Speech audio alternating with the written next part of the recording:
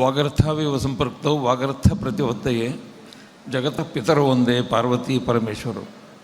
ದಾವಣಗೆರೆ ಜಿಲ್ಲಾ ಕನ್ನಡ ಸಾಹಿತ್ಯ ಸಮ್ಮೇಳನ 13ನೇ ಸಮ್ಮೇಳನದ ಸರ್ವಾಧ್ಯಕ್ಷರಾದಂಥ ನನ್ನ ಸನ್ಮಿತ್ರರು ಆದಂಥ ಪ್ರೊಫೆಸರ್ ಸಿ ವಿ ಪಾಟೀಲ್ ಅವರೇ, ಈ ಕಾರ್ಯಕ್ರಮವನ್ನು ಯಶಸ್ವಿಯಾಗಿ ಉದ್ಘಾಟನೆ ಮಾಡಿದಂಥ ಡಾಕ್ಟರ್ ಪ್ರಭಾ ಮಲ್ಲಿಕಾರ್ಜುನ್ ಅವರೇ, ಜಿಲ್ಲಾ ಸಾಹಿತ್ಯ ಪರಿಷತ್ತಿನ ಅಧ್ಯಕ್ಷರಾದಂಥ ಶ್ರೀ ವಿ ವಾಮದೇವಪ್ಪನವರೇ, ವೇದಿಕೆ ಮೇಲಿರುವ ಎಲ್ಲ ಗಣ್ಯಮಾನ್ಯರೇ, ಈ ಸಭೆಯಲ್ಲಿರುವ ಎಲ್ಲ ಕನ್ನಡ ಬಂಧುಗಳೇ, ಸಾಹಿತಿ ಮಿತ್ರರೇ, ಕನ್ನಡಾಭಿಮಾನಿಗಳೇ ಮತ್ತು ಮಾಧ್ಯಮದ ಮಿತ್ರರೇ, ಬಹುಶಃ ಇಡೀ ದೇಶದಲ್ಲಿ ಯಾವ ರಾಜ್ಯದಲ್ಲೂ ಕೂಡ ಈ ಬಗೆಯ ಅಖಿಲ ಭಾರತೀಯ ಸಾಹಿತ್ಯ ಸಮ್ಮೇಳನವಾಗಲಿ, ಜಿಲ್ಲಾ ಸಾಹಿತ್ಯ ಸಮ್ಮೇಳನಗಳಾಗಲಿ ಇಲ್ಲದೇ ಇರೋದನ್ನು ನೀವು ಗಮನಿಸಬೇಕು. ತಮಿಳುನಾಡಲ್ಲಾಗಲಿ, ಆಂಧ್ರ ಪ್ರದೇಶದಲ್ಲಾಗಲಿ, ಗುಜರಾತಲ್ಲಾಗಲಿ, ರಾಜಸ್ಥಾನ ಆಗಲಿ, ಅಸ್ಸಾಂನಲ್ಲಾಗಲಿ, ಕಾಶ್ಮೀರದಲ್ಲಾಗಲಿ, ತಮಿಳುನಾಡಲ್ಲಾಗಲಿ, ಕೇರಳದಲ್ಲಾಗಲಿ ಎಲ್ಲೂ ಕೂಡ ಹೀಗೆ ಕನ್ನಡಕ್ಕಾಗಿ, ಕನ್ನಡ ಭಾಷೆಗಾಗಿ, ಕನ್ನಡ ಸಾಹಿತ್ಯಕ್ಕಾಗಿ, ಕನ್ನಡಿಗ ಕರ್ನಾಟಕ ಅನ್ನುವ ಈ ತ್ರಿಕರಣದ ದೃಷ್ಟಿಯಿಂದಲೂ ಕೂಡ ಯಾವುದೇ ಬಗೆಯ ಸಮ್ಮೇಳನಗಳು ಅಲ್ಲಿ ನಡೀತಾ ಇಲ್ಲ. ಕೇವಲ ಕರ್ನಾಟಕದಲ್ಲಿ ಮಾತ್ರ ಈ ಬಗೆಯ ಒಂದು ಸಮ್ಮೇಳನ ನಡೀತಿರೋದು ಈ ಕನ್ನಡದ ಜಾಗೃತಿಗೆ ಬೇಕಾಗುವಂಥ ಒಂದು ದೊಡ್ಡ ಕೀರ್ತಿ ಕಳಶ ಅಂಥೇಳಿ ನಾನು ತಿಳ್ಕೊಂಡಿದ್ದೀನಿ. ಇದನ್ನು ಮೊದಲನೇ ಈ ಅಂಶ ಯಾಕೆ ಹೇಳ್ತಾ ಇದ್ದೀನಿ ಅಂದರೆ, ಇಡೀ ಭಾರತದಲ್ಲಿ ಈ ಬಗೆಯ ಸಮ್ಮೇಳನ ಎಲ್ಲೂ ಇಲ್ಲ. ಜಿಲ್ಲಾ ಸಾಹಿತ್ಯ ಸಮ್ಮೇಳನಗಳಂತೂ ಅಲ್ಲಿ ಇಲ್ಲವೇ ಇಲ್ಲ. ಕೇವಲ ಸಾಹಿತ್ಯ ಗೋಷ್ಠಿಗಳನ್ನು ಮಾಡ್ತಾರಷ್ಟೇ. ಆದರೆ ಕನ್ನಡಿಗ ಕರ್ನಾಟಕ ಅನ್ನುವ ಈ ಯಾವುದು 3 ಮಂತ್ರ ಇದೆಯೋ, ಈ 3 ಮಂತ್ರಕ್ಕೆ ಅನುಗುಣವಾಗಿ ಎಲ್ಲೂ ಕೂಡ ನಡೆದೇ ಇರುವಾಗ ಕನ್ನಡ ಸಾಹಿತ್ಯ ಪರಿಷತ್ತು ಪ್ರಾರಂಭವ ಆದಮೇಲೆ ನಂತರದಲ್ಲಿ ಸಾಹಿತ್ಯ ಸಮ್ಮೇಳನಗಳನ್ನು ನಾವು ಮಾಡ್ತಾ ಬಂದಿದ್ದೀವಿ. ಇಂಥ ಸಂದರ್ಭದಲ್ಲಿ ನಮಗೆ ಒಂದು ಎಚ್ಚರ ಏನು ಅಂದರೆ, ಕನ್ನಡವನ್ನು ನಾವು ಮರಿಕೊಡೋದು ಅಂತ. ನಮ್ಮ ಮನೆಯಿಂದ ಶುರುವಾಗಬೇಕಾದದ್ದು ಕನ್ನಡ. ನಮ್ಮ ತಾಯಂದಿರಿಂದ ಕನ್ನಡ ಶುರುವಾಗಬೇಕು. ಯಾವಾಗ ಮನೆಯಲ್ಲಿ ತಾಯಂದಿರು ಒಂದು ಕನ್ನಡದ ವಾತಾವರಣವನ್ನು ಅವ್ರ ಮನೇಲಿ ನಿರ್ಮಾಣ ಮಾಡ್ತಾರೋ ಆಗ ಕನ್ನಡ ಅನ್ನೋದಕ್ಕೆ ಒಂದು ಎಚ್ಚರ ಬರುತ್ತೆ. ಅದು ಯಾವ ಮನೆಗಳಲ್ಲಿ ಪತ್ರಿಕೆಗಳು ತರಿಸ್ಕೋಬೇಕು, ದಿನಪತ್ರಿಕೆಗಳು, ವಾರಪತ್ರಿಕೆಗಳು, ತಿಂಗಳ ಪತ್ರಿಕೆಗಳು ತರಿಸ್ಕೋಬೇಕು. ನೆನ್ಪಿಟ್ಕೊಳ್ಳಿ, ಕೇರಳದಲ್ಲಿ ದಿನಸಿಗಳನ್ನು ತರಿಸ್ತಾರೆ. ಪ್ರತಿ ತಿಂಗಳು ಕೂಡ ಮನೆಯಲ್ಲಿ ಇಂತೆಂಥ ಮನೆಗೆ ಬೇಕಾದ ಆಹಾರ ಪದಾರ್ಥಗಳನ್ನು ತರಿಸ್ತಾರೆ. ತರಿಸುವಾಗ ಕೇರಳದಲ್ಲಿ ಮಾತ್ರ ಇದೊಂದು ಅಂಶ ಗಮನಿಸಬೇಕಾದ್ದು. ಪತ್ರಿಕೆಗಳಿಗೂ ಇಂತಿಂಥ ಪತ್ರಿಕೆ ತರಬೇಕು ಅಂತ ಹೇಳ್ತಾರೆ. ಆ ತಿಂಗಳಲ್ಲಿ ಇಂತೆಂಥ ಮಕ್ಕಳಿಗೆ ಬೇಕಾಗುವ ಪುಸ್ತಕಗಳನ್ನು ತರಿಸ್ಬೇಕು ಅಂತ ಹೇಳ್ತಾರೆ. ಅತಿ ಹೆಚ್ಚು ಮಾರಾಟವಾಗೋದು ಕನ್ನಡದ ಅನೇಕ ಪುಸ್ತಕಗಳು ಮಾರಾಟ ಆಗೋದು ಕೇರಳದಲ್ಲಿ, ಅದು ಮಲಯಾಳಂನಲ್ಲಿ. ಅಂದರೆ ಅಲ್ಲಿ ಪುಸ್ತಕಗಳ ಮಾರಾಟ ಎಷ್ಟಿದೆ ಅಂತ ಹೇಳಿದ್ರೆ, 1,000 ಪುಸ್ತಕಗಳನ್ನು ಹಾಕಿದ್ರೆ ಅದು ಕೇವಲ 5-6 ತಿಂಗಳಲ್ಲಿ ಮುಗಿದೋಗ್ಬಿಡುತ್ತೆ. ಹೆಚ್ಚು ಕಡಿಮೆ ಒಂದು ವರ್ಷಕ್ಕೆ 3-4 ಸಾವಿರ ಪುಸ್ತಕಗಳನ್ನು ಅಲ್ಲಿ ಜನ ಕೊಂಡ್ಕೊಳ್ತಾರೆ, ಪತ್ರಿಕೆಗಳನ್ನು ಕೊಂಡ್ಕೊಳ್ತಾರೆ, ಪತ್ರಿಕೆಯನ್ನು ಓದ್ತಾರೆ. ನಾವು ಸಮ್ಮೇಳನ ಮಾಡ್ತೀವಿ ನಿಜ, ಆದರೆ ನಮ್ಮ ಮನೆಯಲ್ಲಿ ಎಷ್ಟು ಜನ ನಾವು ಪತ್ರಿಕೆ ತರಿಸ್ಕೋತೀವಿ ನಮ್ಮ ಮನೆಗೆ? ಒಂದು ತಿಂಗಳಿಗೆ ನಮ್ಮ ದಿನಸಿ ಪದಾರ್ಥಗಳು ತರುವಾಗ ನಮ್ಮ ಮಕ್ಕಳಿಗೆ ಯಾವ ಬಗ್ಗೆ ಪುಸ್ತಕಗಳನ್ನು ನಾವು ಕೊಡ್ತೀವಿ? 10 ರೂಪಾಯಿ ಕೊಡಿ, 15, 25, 100 ರೂಪಾಯಿ. ನೀವು ಒಂದು ಮಸಾಲೆ ದೋಸೆ ತಿನ್ನೋದಕ್ಕೆ ಖರ್ಚು ಮಾಡುವಂಥ ಹಣನ ವಾರದಲ್ಲಿ 2 ಸರಿ ಅಂತ ಮಸಾಲೆ ದೋಸೆ ತಿನ್ನೋಕ್ಕೆ ಹೋಗ್ತೀರಿ ಹೋಟ್ಲಿಗೆ.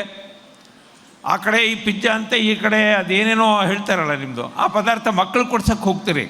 ನೀವು ಕೊಡ್ಸೋಕ್ಕೆ ಹೋಗೋ ಜೊತೆಗೆ ಕೊಡಿಸ್ಬೇಡಿ ಅಂತ ನಾನು ಹೇಳಲ್ಲ. ಆರೋಗ್ಯಪೂರ್ಣವಾದಂಥ ಪದಾರ್ಥ ಕೊಡಿಸಿ. ಅದರ ಜೊತೆಗೆ ಮಕ್ಕಳನ್ನು ಕರ್ಕೊಂಡೋಗಿ ಪುಸ್ತಕದ ಅಂಗಡಿಗಳಲ್ಲಿ, ಕನ್ನಡ ಪುಸ್ತಕಗಳು ಮಾರಾಟ ಮಾಡೋ ಅಂಗಡಿ ಹತ್ರ ಬಿಡಿ. ಅವ್ರು ಕೇಳುವಂಥ ಒಂದು ಸಣ್ಣ ಪುಸ್ತಕಗಳನ್ನು, ಒಂದು 50 ರೂಪಾಯಿ, 60 ರೂಪಾಯಿ, 100 ರೂಪಾಯಿ ಪುಸ್ತಕಗಳನ್ನು ಮಕ್ಕಳಿಗೆ ಕೊಡಿ.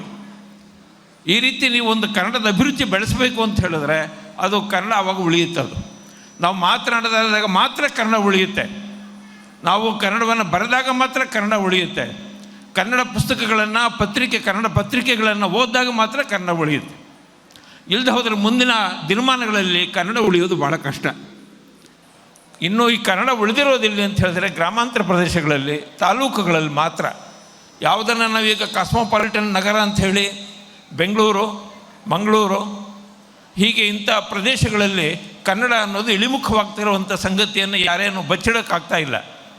ಶೇಕಡ ಈಗ ಇಂಗ್ಲೀಷ್ ಮಾತನಾಡುವವರ ಸಂಖ್ಯೆ ಕರ್ನಾಟಕದಲ್ಲಿ ಒಂದು ಪ್ರಕಾರ 76% ಇದೆ. ಇನ್ನು 24% ಮಾತ್ರ ಇತರೆ ಭಾಷೆಗಳು. ಅದರಲ್ಲಿ ಕನ್ನಡ ಇನ್ನು ಎಷ್ಟು ಪರ್ಸೆಂಟನ್ನು ಮಾತಾಡ್ತಾರೆ ಅನ್ನೋದನ್ನು ನೀವು ಗಮನಿಸ್ಕೊಂಡ್ರೆ ನಿಜಕ್ಕೂ ಆಶ್ಚರ್ಯ ಆಗುತ್ತೆ. ಇಡೀ ಭಾರತದಲ್ಲೇ ಕರ್ನಾಟಕದಲ್ಲೇ 76% ಇಂಗ್ಲೀಷನ್ನು ಮಾತಾಡ್ತಾರೆ. ಇದೊಂದು ಸರ್ವೆ ಆಗಿದೆ. ಇದನ್ನು ಒಂದು ಅಂಕಿಅಂಶಗಳ ಸಮೇತ ದಾಖಲೆ ಮಾಡಿದ್ದೆ ಒಂದು ಸಂಸ್ಥೆ. ಈ ದೃಷ್ಟಿಯಿಂದಲೂ ಯೋಚನೆ ಮಾಡಿದ್ರೆ ಕನ್ನಡವನ್ನು ನಾವು ಉಳಿಸ್ಕೊಳ್ಬೇಕಾದ ಅಗತ್ಯ ಇದೆ. ಆ ಕನ್ನಡವನ್ನು ಉಳಿಸ್ಬೇಕಾದ್ರೆ ಅದು ಗ್ರಾಮಾಂತರ ಮಟ್ಟದಲ್ಲಿ ಸಾಹಿತ್ಯ ಸಮ್ಮೇಳನಗಳು, ತಾಲೂಕು ಮಟ್ಟದಲ್ಲಿ ಸಾಹಿತ್ಯ ಸಮ್ಮೇಳನಗಳು, ಜಿಲ್ಲಾ ಮಟ್ಟದಲ್ಲಿ ಸಾಹಿತ್ಯ ಸಮ್ಮೇಳನಗಳಾಗಬೇಕು. ಈಗ ನಡೀತಿರೋದು ಇದೇ ಉದ್ದೇಶವೇ. ಕನ್ನಡದ ಜಾಗೃತಿಗಾಗಿ, ಕನ್ನಡದ ಬೆಳವಣಿಗೆಗಾಗಿ ಬೇಕು. ನಾವು ಕುವೆಂಪು ಅವ್ರನ್ನ ಮಕ್ಕಳಿಗೆ ಓದಿಸ್ತಾ ಇದ್ದರೆ, ಬೇಂದ್ರೆಯವರನ್ನು ನಮ್ಮ ಮಕ್ಕಳಿಗೆ ಓದಿಸ್ತಾ ಇದ್ದರೆ, ಪೂತಿನ ಅವರನ್ನು ನಮ್ಮ ಮಕ್ಕಳಿಗೆ ಓದಿಸ್ತಾ ಇದ್ದರೆ, ಡಿ ವಿ ಗುಂಡಪ್ಪನವ್ರನ್ನ ಓದಿಸ್ತಾ ಇದ್ದರೆ ಆಧುನಿಕ ಸಾಹಿತ್ಯ. ಇನ್ನು ಪ್ರಾಚೀನ ಸಾಹಿತ್ಯದಲ್ಲಿ ಬಸವಣ್ಣವರನ್ನು ನಮ್ಮ ಮಕ್ಕಳು ಓದಬೇಕು, ವಚನಗಳನ್ನು. ಕನಕದಾಸರನ್ನು, ಪುರಂದರದಾಸರನ್ನು ನಮ್ಮ ಮಕ್ಕಳು ಓದಬೇಕು, ಕೀರ್ತನೆಗಳನ್ನು ಕೇಳಬೇಕು. ಬೇಕಾದಷ್ಟು ಕ್ಯಾಸೆಟ್ಸ್ ಇದೆ. ಈಗ ನಾವೇನು ಮಾಡ್ತಾಯಿದ್ದೀವಿ, ಕೇವಲ ಹಿಂದಿ ಇಂಗ್ಲೀಷ್ ಕಡೆ ನಾವು ಮಾರು ಹೋಗ್ತಾ ಇದ್ದೀವಿ.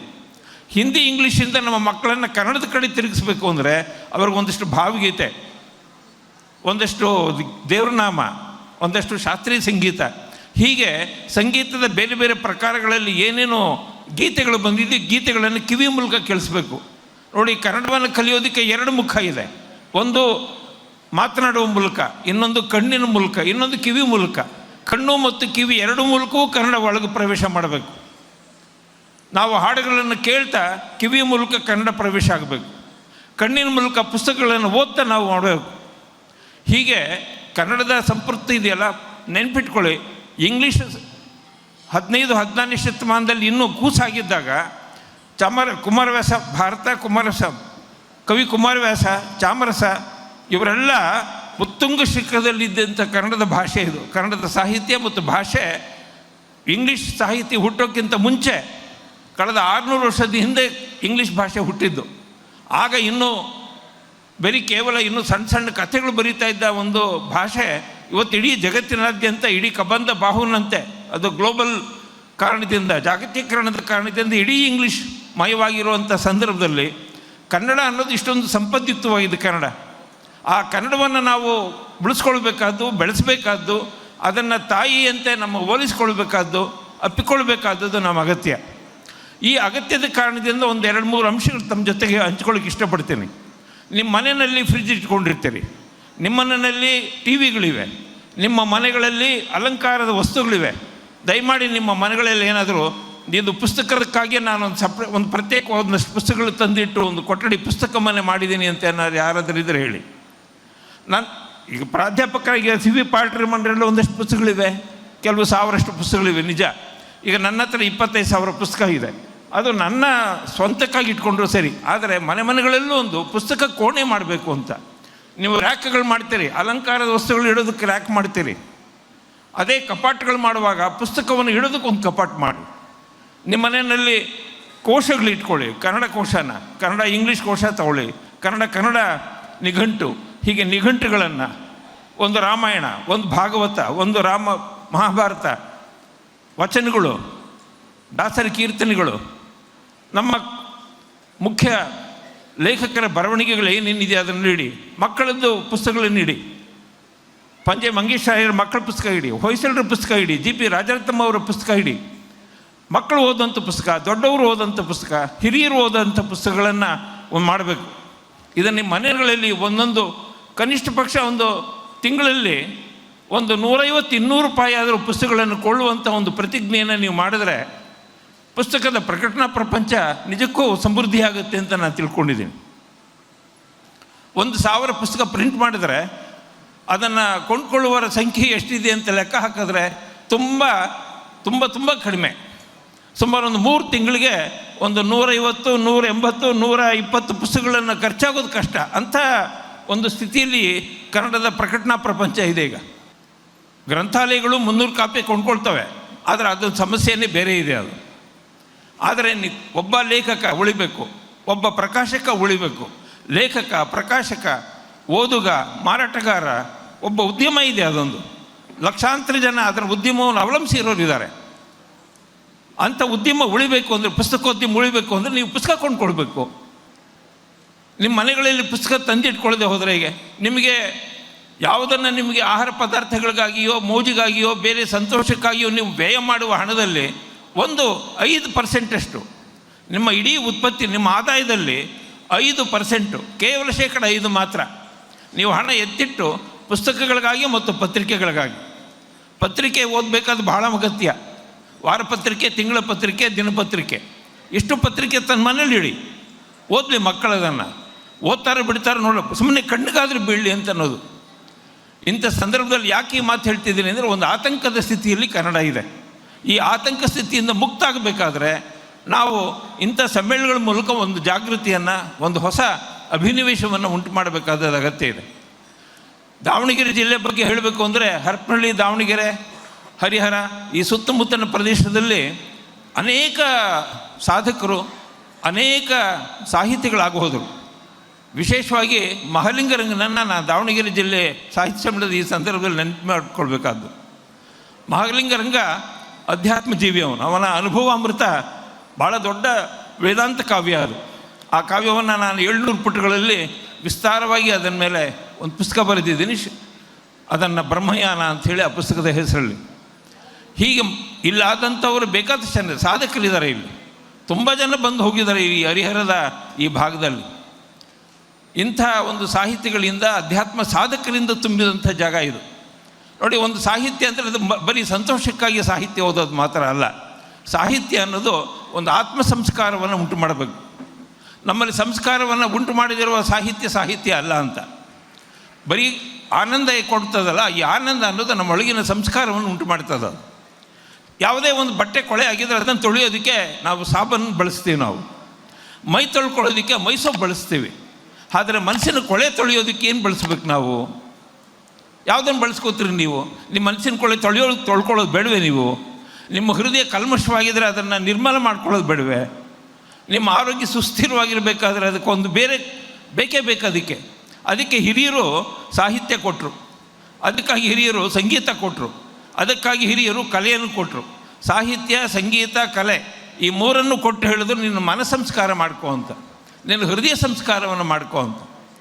ಈ ಹೃದಯ ಸಂಸ್ಕಾರ ಮಾಡೋದಕ್ಕೆ ಪ್ರಧಾನವಾದ ಭಾಗ ಏನು ಅಂದರೆ ಅದು ಸಾಹಿತ್ಯ. ಸಾಹಿತ್ಯ ಅನ್ನೋದು ಎಲ್ಲರಿಗೂ ಕೂಡ, ಅದು ಮಕ್ಕಳಿಂದ ಹಿಡಿದು ವೃದ್ಧರವರೆಗೆ, ವಯಸ್ಸಾಗಿರೋವರೆಗೂ ಕೂಡ ಸಾಹಿತ್ಯದಲ್ಲಿ ಒಂದೇ ಪ್ರಕಾರ ಇಲ್ಲ, ಬೇಕಾದಷ್ಟು ಪ್ರಕಾರ ಇದೆ. ನೆನ್ಪಿಟ್ಕೊಳ್ಳಿ, ಕನ್ನಡದ ಜ್ಞಾನಪೀಠ ಪ್ರಶಸ್ತಿ ಪಡೆದ, ಇಡೀ ಭಾರತದಲ್ಲಿ ಅತಿ ಹೆಚ್ಚು ಜ್ಞಾನಪೀಠ ಪ್ರಶಸ್ತಿ ಪಡೆದ ನಾಡು ಕರ್ನಾಟಕ ಅನ್ನೋ ಹೆಮ್ಮೆ ನಮ್ಮದು. ಅನೇಕ ಧೀಮಂತ ಲೇಖಕರು ಇರೋದು ಕರ್ನಾಟಕದಲ್ಲಿ. ಅನೇಕ ಅತ್ಯುತ್ತಮ ಪುಸ್ತಕಗಳು ಪ್ರಕಟವಾಗಿರೋದು ಕರ್ನಾಟಕದಲ್ಲಿ. ವಿಶೇಷವಾಗಿ ವಿಶ್ವವಿದ್ಯಾಲಯ, ಮೈಸೂರು ವಿಶ್ವವಿದ್ಯಾಲಯ ಆರಂಭ ಆಗಿದ್ದು 1918ರಲ್ಲಿ. ಅದು ನಾಲ್ವಡಿ ಕೃಷ್ಣರಾಜ ಒಡೆಯರವರ ಕೃಪೆಯಿಂದಾಗಿ. ಇಲ್ಲಿ ಮೊದಲನೇ ಬಾರಿಗೆ ಶರಾವತಿ ಮತ್ತು ಜೋಗ ಜಲಪಾತದ ಮೂಲಕ ವಿದ್ಯುತ್ ಶಕ್ತಿಯನ್ನು ಹರಿಸುವಂಥ ಒಂದು ದೊಡ್ಡ ಉದ್ಯಮ ಶುರುವಾಗಿದ್ದಿಲ್ಲಿ. ಬ್ಯಾಂಕಿಂಗ್ ಕ್ಷೇತ್ರದಲ್ಲಿ ಮೊದಲ ಮೈಸೂರು ಬ್ಯಾಂಕನ್ನು ಆರಂಭ ಮಾಡಿದ್ದಿಲ್ಲಿ. ಕರ್ನಾಟಕ ಇಡೀ ಉತ್ತರ ಭಾರತಕ್ಕೆ ಮತ್ತು ಇತರೆ ರಾಜ್ಯಗಳಿಗೆ ಒಂದು ಆದರ್ಶಪ್ರಾಯವಾಗಿರುವಂಥ ನಾಡಿದು. ಇಂಥ ನಾಡಿನಲ್ಲಿ ನಾವು ಬದುಕಿದ್ದೀವಿ ಮತ್ತು ಈ ನಾಡು ತುಂಬ ಸೂಕ್ಷ್ಮವಾಗಿದೆ ಅನ್ನೋ ನೆನ್ಪಿಟ್ಕೊಳ್ಳಿ. ಯಾವುದೇ ರಾಜ್ಯದಲ್ಲಿ ಇಲ್ಲದೇ ಇರುವಷ್ಟು ಒಳ್ಳೆ ನಿರ್ಮಲವಾದ ವಾತಾವರಣ ಇರೋದು ನಮ್ಮಲ್ಲಿ. ಕನ್ನಡಿಗರು ಉತ್ಸಾಹಶೀಲರು, ಅಷ್ಟೇ ನಿರ್ಮಲ ಚಿತ್ತರವರು, ಪ್ರಶಾಂತ ಹೃದಯ ಉಳ್ಳವರು. ಯಾರು ಏನೇ ಹೇಳಿದ್ರು ಅದ್ರ ಬಗ್ಗೆ ತಲೆ ಕೆಡಿಸ್ಕೊಳ್ಳದೆ ತಮ್ಮ ಪಾಡಿಗೆ ತಾವಿರೋರು. ನೀವು ಇದನ್ನು ಸ್ಥಿತಿಯನ್ನು ತಮಿಳುನಾಡಿನಲ್ಲಾಗಲಿ ಇದೇ ಸ್ಥಿತಿಯನ್ನು ಗುಜರಾತ್ ಅಥವಾ ರಾಜಸ್ಥಾನ ಕಡೆ ನೀವು ನೋಡೋಕ್ಕೆ ಸಾಧ್ಯ ಇಲ್ಲ. ತುಂಬ ಸಂಭಾವಿತರು, ತುಂಬ ನಿರ್ಮಲ ಚಿತ್ರ ಆದವರು ಕನ್ನಡಿಗರು. ಅದಕ್ಕಾಗಿಯೇ ಸುಮಾರು 1200 ವರ್ಷಗಳ ಹಿಂದೆ ಇದ್ದಂಥ ಕವಿರಾಜ ಮಾರ್ಗಕಾರ ಇವರನ್ನು ಭಾಳ ಹೊಗಳ್ತಾನೆ, ಕನ್ನಡಿಗರು ಹೇಗಿದ್ದರು ಅಂತ. ಅಂದರೆ ಕನ್ನಡಿಗರು ತುಂಬ ನಿರ್ಮಲವಾದಂಥ ಹೃದಯ ಉಳ್ಳವರು. ಕನ್ನಡಿಗರು ಕನ್ನಡವನ್ನು ಕನ್ನಡವನ್ನು ವಿಸ್ತಾರ ಮಾತಾಡ್ತಾ ಹೋದಂಥವ್ರು ನೋಡಿ. ಹಾಗಾಗಿ ಇಲ್ಲಿ ಶಾಸ್ತ್ರ ಕಾವ್ಯಗಳು ಬಂದವು. ಎಷ್ಟೊಂದು ಪ್ರಕಾರದ ಗ್ರಂಥಗಳು ನಮ್ಮ ಕರ್ನಾಟಕದಲ್ಲಿದೆ ಅಂತಂದರೆ ನೀವು ಎಣಿಕೆ ಮಾಡ್ಕೊಳ್ಳೋಕ್ಕಾಗಲ್ಲ. ಕನ್ನಡದ ಮೊಟ್ಟಮೊದಲ ಲಾಕ್ಷಣಿಕ ಗ್ರಂಥ ಬಂದಿದ್ದು ಕರ್ನಾಟಕದಲ್ಲಿ. ಇಡೀ ಭಾರತದಲ್ಲಿ ಭಾಷೆಗಳಲ್ಲಿ ಎಲ್ಲೂ ಬಂದಿಲ್ಲ. ಕವಿರಾಜ ಮಾರ್ಗ ಕನ್ನಡದ ಮೊಟ್ಟಮೊದಲ ಲಾಕ್ಷಣಿಕ ಗ್ರಂಥ ಅದು. ಅದನ್ನು ಬರೆದವನು ನೃಪತುಂಗ ಚಕ್ರವರ್ತಿಯ ಆಸ್ಥಾನದಲ್ಲಿದ್ದಂಥ ಶ್ರೀ ವಿಜಯ ಅನ್ನೋ. ಕನ್ನಡದ ಅತ್ಯುತ್ತಮವಾದಂಥ ಒಂದು ದೊಡ್ಡ 2 ಮಹಾಕಾವ್ಯಗಳು ಬರೆದವನು ಪಂಪ ಕರ್ನಾಟಕದಲ್ಲಿ. ಅನೇಕ ವಚನಗಳಿಗೆ ದಾರಿ ಮಾಡಿಕೊಟ್ಟು ಮಹಾನುಭಾವ ಬಸವಣ್ಣನವರು ಹುಟ್ಟಿದ ನಾಡು. ಅವರ 100 ವಚನಗಳು ಜನಸಾಮಾನ್ಯರನ್ನು ಮುಗ್ಧರನ್ನಾಗಿ ಮಾಡಿದ್ದು ಮಾತ್ರ ಅಲ್ಲ, ಅವರ ಅಧ್ಯಾತ್ಮ, ಅವರ ಸಂಸ್ಕಾರವನ್ನು ಉಂಟು ಮಾಡಿದ್ದು, ಜನಜಾಗೃತಿ ಉಂಟು ಮಾಡಿದ್ದು ಬಸವಣ್ಣನ ಕಾಲದಲ್ಲಿ. ಅದೇ ಹೊತ್ತಿಗೆ ಪುರಂದರ ಮತ್ತು ಕನಕರು ಕೂಡ ಕೀರ್ತನೆಗಳ ಮೂಲಕ, ಗಾಯನದ ಮೂಲಕ, ಸತ್ಸಂಗದ ಮೂಲಕ, ಭಜನೆಯ ಮೂಲಕ ಕನ್ನಡವನ್ನು ಬೆಳೆಸ್ತಾ ಹೋದರು. ಇನ್ನೂ ತತ್ವಪದಕಾರರಿಗೆ ಬಂದರೆ ಬೇಕಾದಷ್ಟು ಜನ ಇದ್ದಾರೆ. ಅವರಲ್ಲಿ ವಿಶೇಷವಾಗಿ ನೆನಪು ಮಾಡ್ಕೊಳ್ಬೇಕಾದ್ದು ಕಡ್ಕೊಳ್ಳಿ ಮಡಿವಾಳಪ್ಪನವರು, ಲವಲಂಗುದ್ದದ ನಾಂಗಲಿಗಜ್ಜ, ಶಿಶುನಾಳ್ ಶರೀಫ್ ಸಾಹೇಬರು. ಎಷ್ಟು ಜನ ಇದ್ದಾರೆ ತತ್ವಪದಕಾರ? ಸುಮಾರು 180 ಜನ ತತ್ವಪದಕಾರಿದ್ದಾರೆ. ಕಲ್ಯಾಣ ಕರ್ನಾಟಕ, ಕಿತ್ತೂರು ಕರ್ನಾಟಕ, ಮಧ್ಯ ಕರ್ನಾಟಕ, ದಕ್ಷಿಣ ಕರ್ನಾಟಕ. ಅಷ್ಟೂ ಜನಗಳು ಕೂಡ ಹೇಗೆ ಬದುಕಿದ್ರು ಅಂತ ತತ್ವಪದಕಾರರು ಸಾಮಾನ್ಯರ ಜೊತೆ ಸಾಮಾನ್ಯರಾಗಿ ಬದುಕಿದಂಥವ್ರು. ಅವರೆಲ್ಲ ಈ ಕನ್ನಡವನ್ನು ಉಳಿಸಿದ್ದಾರೆ. ನೋಡಿ, ನೆನಪಿಟ್ಕೊಳ್ಳಿ, ಕ್ರಿಸ್ತಶಕ 5ನೇ ಶತಮಾನದಿಂದ 2023ರವರೆಗೆ ಇಡೀ ಕನ್ನಡದ ದೊಡ್ಡ ಒಂದು ಪರಂಪರೆಯ ಒಳಗಡೆ ನಾವು ಬದುಕಿದ್ದೀವಿ. ನಾವೀಗ ಬದುಕಿರೋದೆಲ್ಲಿ ಅಂದರೆ ಬರೀ ಸಾಮಾನ್ಯವಾದ ಪರಂಪರೆ ಅಲ್ಲ, ಇದೊಂದು ದೊಡ್ಡ ಪರಂಪರೆಯ ವಾರಸುದಾರ ನಾವು.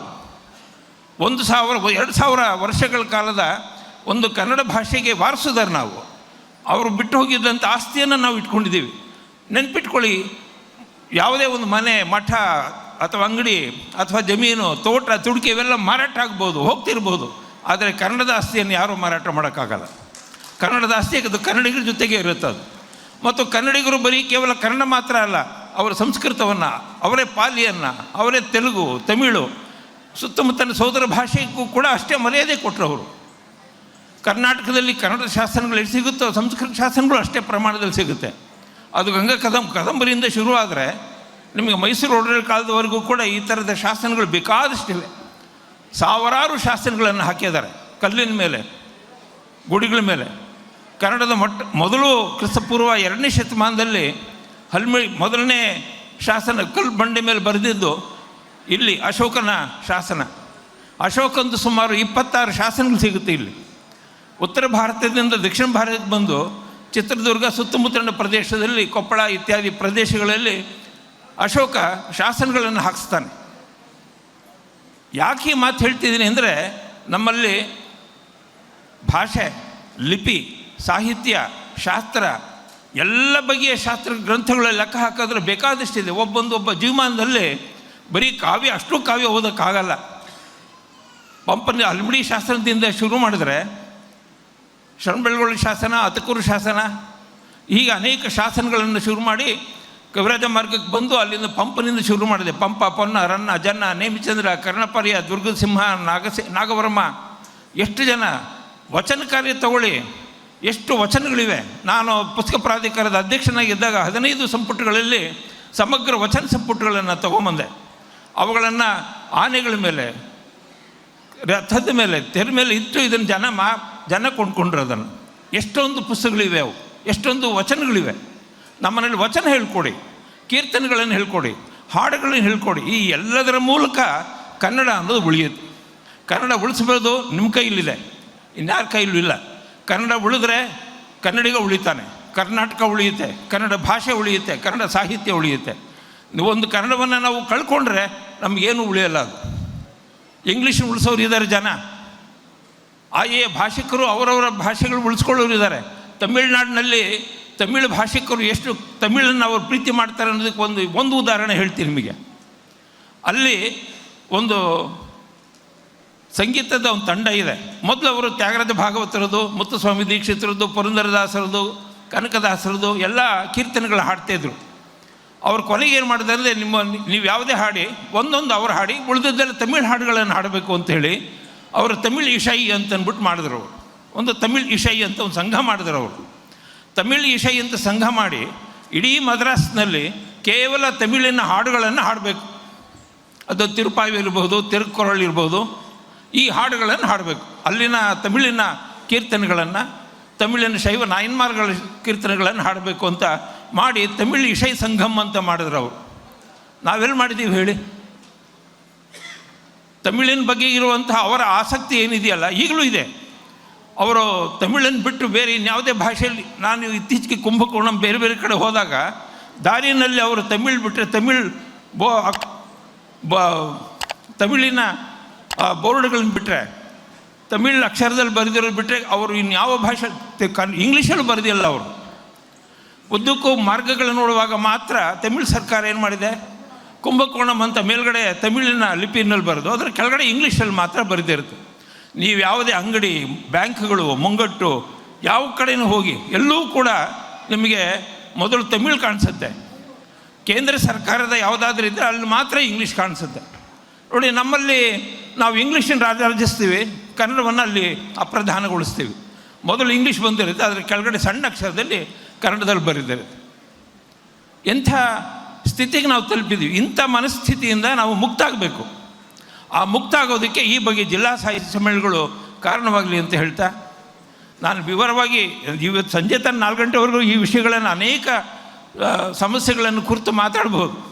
ಆದರೆ ಕನ್ನಡವನ್ನು ಉಳಿಸೋದುವ, ಕನ್ನಡವನ್ನು ಬೆಳೆಸುವ, ಕನ್ನಡವನ್ನು ಅಪ್ಪಿಕೊಳ್ಳುವಂಥ ಒಂದು ಮಾನಸಿಕ ಸ್ಥಿತಿಗೆ ಕನ್ನಡಿಗರು ತಲುಪಬೇಕು. ಕನ್ನಡಿಗರು ಇದು ಕನ್ನಡ, ಇದು ನನ್ನದು, ಕನ್ನಡ ಮಾತಾಡೋದು ನಾನೇ ಹೊರತು ತೆಲುಗುವನಲ್ಲ, ತಮಿಳ್ನವನಲ್ಲ, ಮಲಯಾಳಂನವನಲ್ಲ, ಹಿಂದಿ ಅಲ್ಲ, ಗುಜರಾತಿ ಅಲ್ಲ, ರಾಜಸ್ಥಾನಿ ಅಲ್ಲ.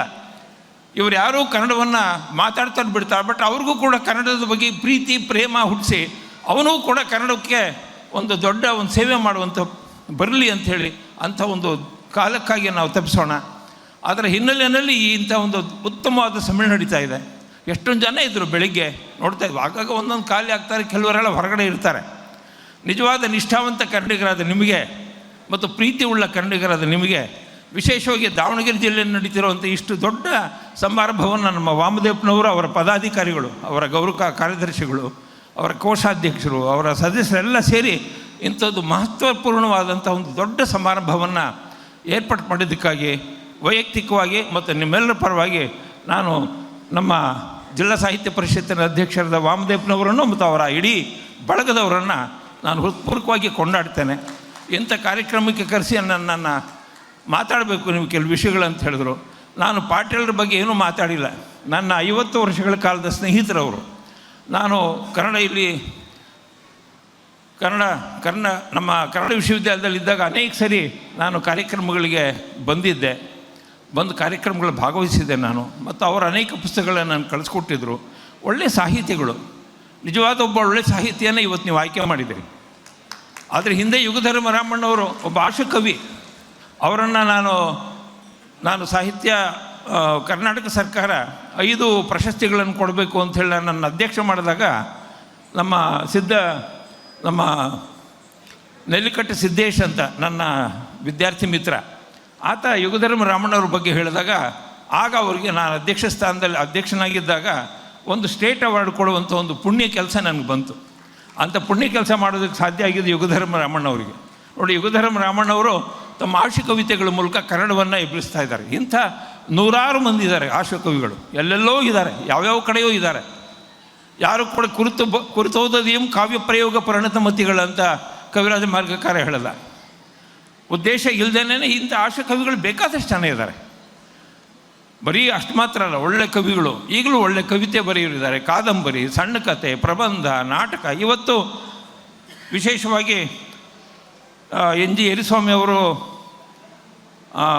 NT ಯರಿಸ್ವಾಮಿಯ ನಾಯಕನಟ್ಟಿ, ಶ್ರೀ ಗುರು ತಿಪ್ಪೇಸ್ವಾಮಿ ಅವ್ರ ಜೀವನಚರಿತ್ರೆ, ಸೀತಾ ಎಸ್ ನಾರಾಯಣವ್ರದ್ದು ಜ್ಞಾನವಾರಿಧಿ ಅಂತ ಒಂದು ಪ್ರಬಂಧ ಸಾಹಿತ್ಯ, ಶ್ರಾವಣ ಸಂಭ್ರಮ ಅಂತ ಅಂದ್ಬಿಟ್ಟು H. N. ಶಿವಕುಮಾರ್ ಅವ್ರದ್ದೊಂದು ಕವನ ಸಂಕಲನ ಇವತ್ತು ಲೋಕಾರ್ಪಣೆ ಆಗ್ತಾಯಿದೆ.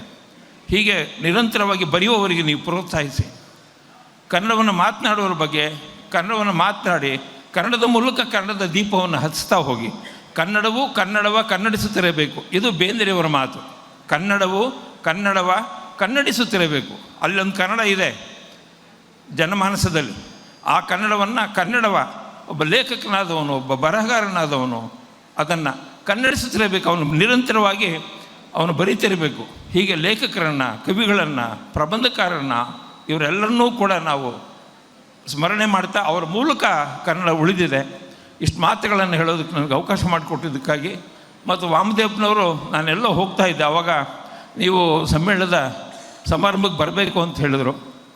ಬಂದು ನಿಮ್ಮ ಜೊತೆಗೆ ಕೆಲವು ಮಾತುಗಳನ್ನು ಹಂಚ್ಕೊಳ್ಳೋದಕ್ಕೆ ಅವಕಾಶ ಮಾಡಿಕೊಟ್ಟಿದ್ದಕ್ಕಾಗಿ ಮತ್ತೊಮ್ಮೆ ಕನ್ನಡ ದಾವಣಗೆರೆ ಜಿಲ್ಲಾ ಸಾಹಿತ್ಯ ಸಮ್ಮೇಳನದ ಎಲ್ಲ ಪದಾಧಿಕಾರಿಗಳಿಗೆ, ಅದರ ಹಿಂದಿರುವಂಥ ಅನೇಕ ಇಂಥ ದೊಡ್ಡ ಒಂದು ಸಿದ್ದೇಶ್ವರ ಪ್ಯಾಲೇಸ್, ಬಹುಶಃ ನನಗೆ ಗೊತ್ತಿರುವಾಗ ಇಷ್ಟೊಂದು AC-ನಲ್ಲಿ ನೀವೆಲ್ಲ ಕೂತ್ಕೊಂಡು ಸುಖವಾಗಿ ಮಾತುಗಳು ಕೇಳ್ತಾ ಇದ್ದೀರಿ. ರಣಗುಡುವಂಥ ಬಿಸಿಲು ಹೊರಗಡೆ, ಒಳಗಡೆ ತಂಪಾದದ್ದು. ಕನ್ನಡ ಅನ್ನೋದು ಹೀಗೆ ತಂಪಿನ ಕನ್ನಡ, ಇದು ಇಂಪಿನ ಕನ್ನಡ, ಮುದ್ದಿನ ಕನ್ನಡ. ಇಂಥ ಕನ್ನಡವನ್ನು ಮಾತಾಡೋಣ, ಕನ್ನಡವನ್ನು ಬೆಳೆಸೋಣ, ಕನ್ನಡವನ್ನು ಉಳಿಸೋಣ, ಕನ್ನಡವನ್ನು ಅಪ್ಪಿಕೊಳ್ಳೋಣ. ಎಲ್ಲರಿಗೂ ಕೂಡ ನಮಸ್ಕಾರ. ಜೈ ಹಿಂದ್, ಜೈ ಕರ್ನಾಟಕ ಮಾತೆ, ಜೈ ಭುವನೇಶ್ವರಿ.